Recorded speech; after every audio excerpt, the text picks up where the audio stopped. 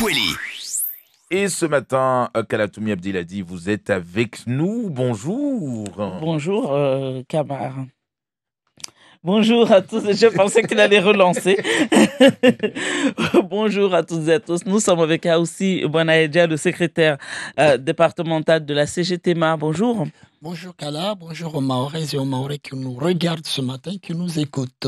Merci d'être avec nous. Nos élus sont en partance pour l'Hexagone. Ils seront reçus vendredi à l'Élysée pour la présentation du texte du projet de loi Mayotte. La CGTMA a un certain nombre de revendications, mais d'abord, est-ce que vous êtes confiant aujourd'hui? Pour être honnête, Kala, nous avons très peur. Nous, les organisations syndicales, nous avons très peur. On ne comprend pas pourquoi ce sont les élus qui sont conviés à Paris. C'est un texte de loi de Mayotte. Nous ne comprenons pas pourquoi, s'il y a des concertations, s'il y a ça ne se fasse pas à Mayotte. Bien que la loi soit écrite à Mayotte, mais cette présentation finale de la loi, nous, on attendait à ce que ça soit Mayotte pour que nous soyons tous témoins. Maintenant, on a choisi d'inviter nos élus, ce qui est tout à fait légitime parce que c'est eux qui nous représentent. Mais nous avons très peur dans la mesure que dès le départ, le président du conseil départemental avait indiqué un peu partout, quand il nous avait indiqué, même chez vous ici sur Maître la Première, il a dit qu'il n'a aucune maîtrise de ce qui va être mis dans cette loi. Ils vont le découvrir ce vendredi. Notre peur à nous, c'est quoi la posture qu'ils vont prendre? Parce qu'on n'a pas entendu que depuis que l'invitation a été lancée, nous, on n'a pas entendu qu'il y a eu une réunion entre ces élus, de concertation entre ces élus. Parce que moi, en tant qu'organisation syndicale, syndicaliste, moi, quand je vais dans des négociations, moi, je mets des limites. Il y a des points qui ne sont pas négociables. Il y a des points auxquels je peux négocier, on peut négocier, mais il y a des points où je dis, bon, c'est pas grave parce qu'on pourra rattraper plus tard. Jusqu'à maintenant, nous n'avons pas entendu qu'il y a eu une réunion entre les élus, les parlementaires, les élus départementaux, les maires, pour qu'ils montent là-bas avec une seule voix et une voix commune. Et ça nous fait peur. Mais il y a les 120 propositions, hein, ça a été rédigé en septembre dernier, ça a été envoyé à Paris. Et normalement, c'est sur cette base de ce texte avec 120 propositions qui contient à peu près 5 thèmes que le texte de loi sera bâti, et à l'intérieur, on parle notamment du social. Est-ce que vous en avez eu connaissance? Alors, on avait eu connaissance, c'est que dès le départ, nous avions, le président du département avait indiqué l'ensemble des forces vives de Maïs dans une réunion pour information. Nous avons été informés. Mais en matière vraiment de travail, de table ronde, de réunion de travail, il n'y a jamais eu de réunion de travail sur ces trucs-là. Ce qui est sûr, c'est que nous avons formulé des revendications lors de la venue des différents émissaires et délégations ministérielles qui se sont succédés à Maïs. Nous avons été conviés et nous avons répondu présent. Nous avons fait part de nos revendications. Pour certains, nous avons remis des dossiers et aujourd'hui, nous restons là, nous attendons. On parle de convergence sociale à présent. Des dates ont été annoncées. Au départ, le président de la République parlait de 2036. Ensuite, on parle de 2031. La députée Estelle Youssoufa disait ici même qu'elle aurait préféré que ça soit pendant la mandature d'Emmanuel Macron. Donc, d'ici 2027, vous, je suppose que vous voulez l'alignement immédiat. C'est tout à fait normal que nous, les organisations syndicales, en particulier la CGT, demandons à ce que cet alignement soit immédiat. Parce qu'on ne peut pas dire aux Mahorais qu'aujourd'hui, écoutez, vous devez attendre jusqu'en 2031-36 pour que vous soyez des vrais Français. Ça, c'est pas audible, ça, c'est pas compréhensible. Il faut qu'on nous explique pourquoi ces dates de 2031, de 2036. Ça veut dire quoi ces dates de 2031? Le patronat a dit qu'il leur faut du temps. Vous avez entendu Carla Baltus il y a un mois quand la ministre des Outre-mer était là. Elle a dit qu'il leur faudrait du temps pour se préparer parce qu'aujourd'hui les entreprises ne peuvent pas supporter cette charge supplémentaire. D'accord, le patronat, écoutez, il peut tout dire le patronat. D'accord, le MEDEF, le patronat, ils peuvent tout dire. Depuis 2015, depuis 2016, nous, on avait déjà été alignés au SMIC net métropolitain. En 2015, on était alignés. Après le code de travail, là, il y a l'écart se creuse parce que l'évolution, c'est-à-dire l'augmentation du SMIC pour chaque année, il est fait sur le même taux, mais sur des bases différentes. La base métropolitaine n'est pas pareille que la base ici à Mayotte. On n'entend pas le patronat lancer un coup de cri. Donc, le patronat, il peut tout dire. Ce qu'il y a aujourd'hui à Mayotte, il n'y a vraiment pas de problème pour aligner immédiatement le SMIC brut. Nous, ce que nous réclamons, ce n'est pas le SMIC net, c'est le SMIC brut. Et c'est ce qu'il y a ici, là, dans le... Oui, mais ce n'est pas ce que nous demandons. Ce n'est pas ce que les organisations... Ils demandent un alignement net, une augmentation nette. Ce n'est pas ce que demandent les organisations syndicales. Les organisations syndicales demandent à ce qu'on aligne le SMIC brut local au SMIC au niveau national des autres départements. Et pour arriver à là, il y a vraiment absolument, il n'y a pas beaucoup de charges.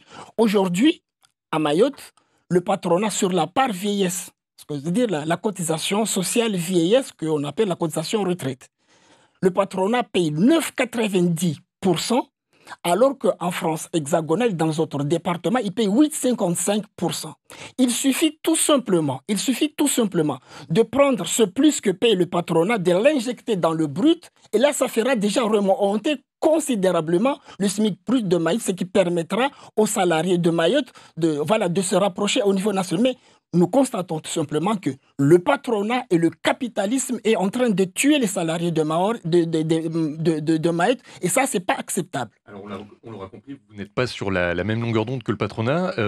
Marie Guévenoux, la ministre des Outre-mer, avait déclaré que c'était sur la convergence sociale aux partenaires sociaux de se mettre d'accord. Est-ce que justement, vous avez organisé des discussions, des rencontres avec le patronat ces derniers mois ? On ne pourra jamais se mettre d'accord entre le patronat, parce que vous savez, le patronat, il est là pour s'engraisser, d'accord, sur le dos des salariés. On ne pourra jamais se mettre d'accord.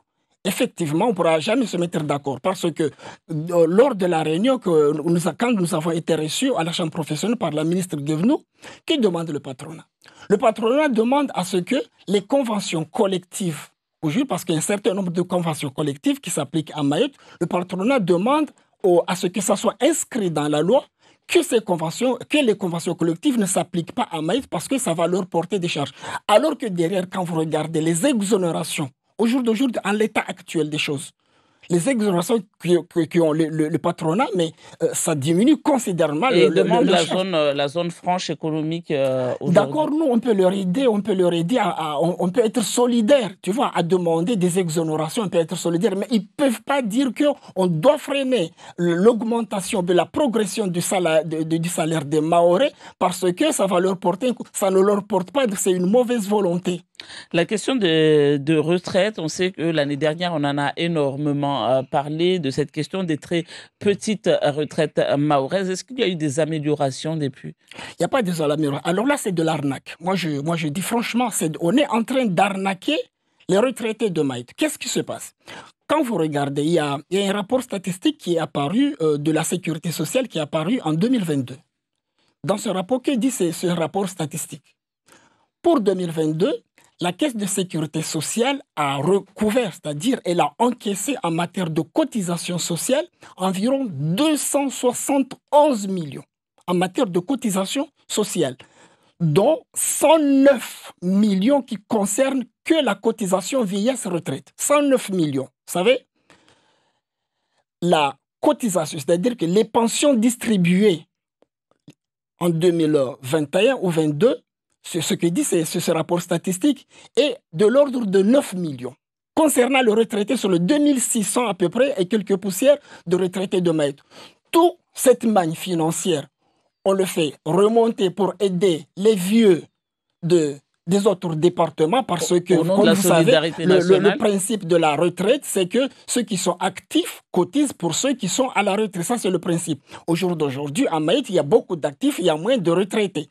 Donc, on remonte toute cette manne financière pour aider ceux qui ont déjà le retraite, ceux qui ont leur retraite sont le double de celui des Mahorais. Donc, aujourd'hui, c'est que nous demandons que, avant de faire l'aumône, avant de faire la zakat se fait sur le surplus. Mais quand tu n'en as pas, tu fais pas de zakat. Mais comment ça se fait justement? Parce qu'on sait que comme la Caisse de Mayotte est excédentaire, on renvoie ça au niveau national au nom de la solidarité nationale. Et cette revendication que vous portez là, ça fait des années qu'on en parle.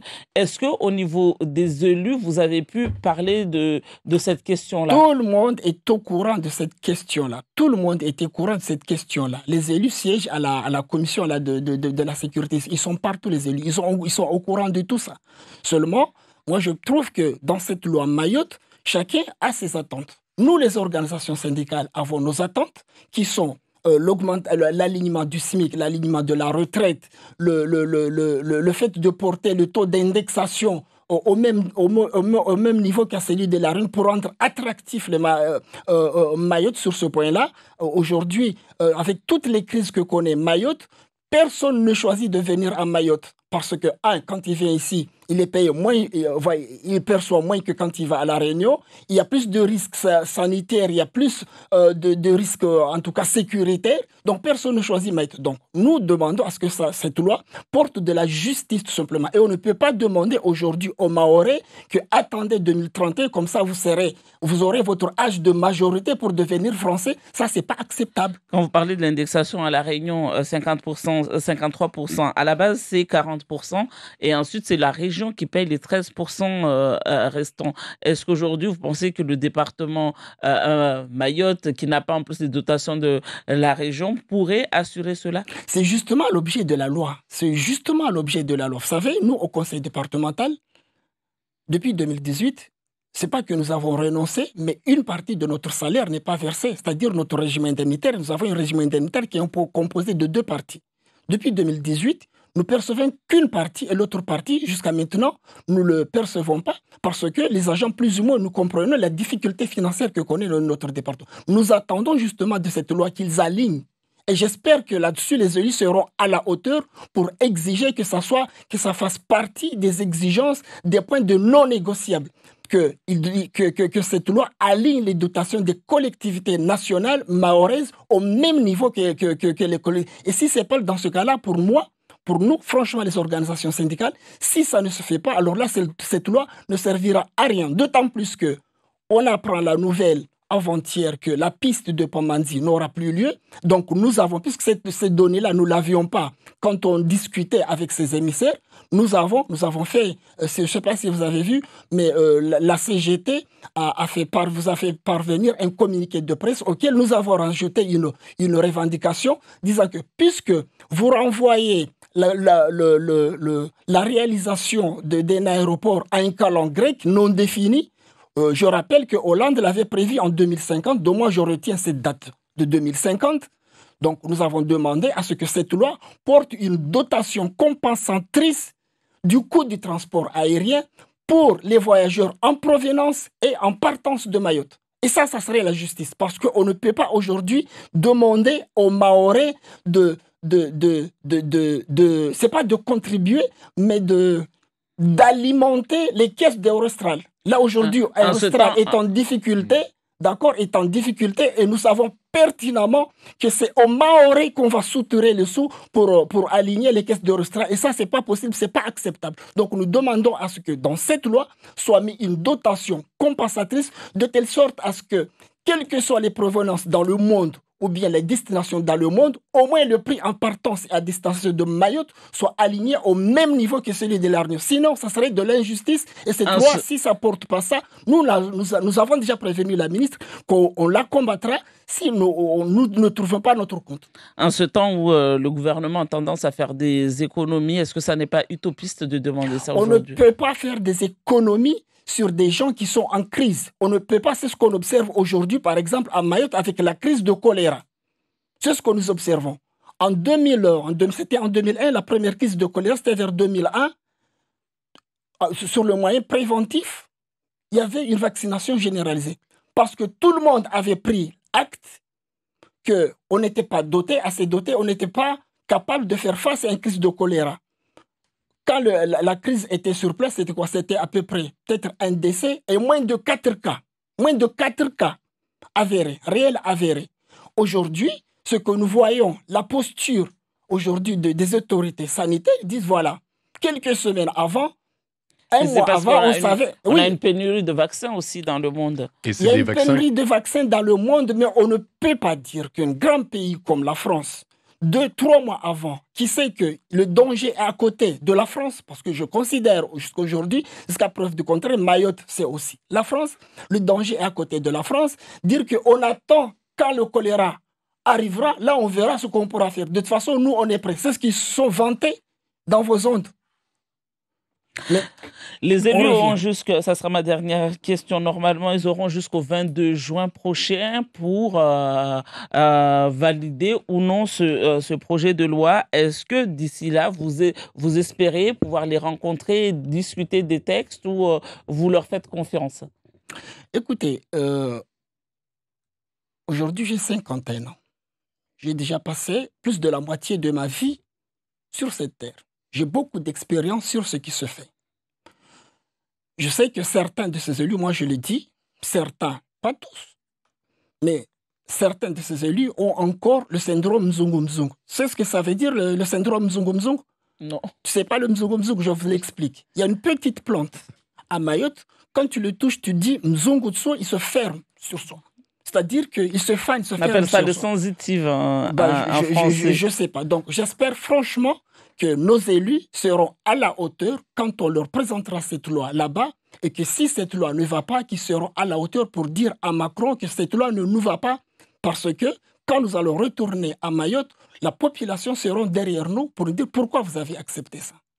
Merci beaucoup aussi, Bonaïdja, pour cet entretien. C'est moi.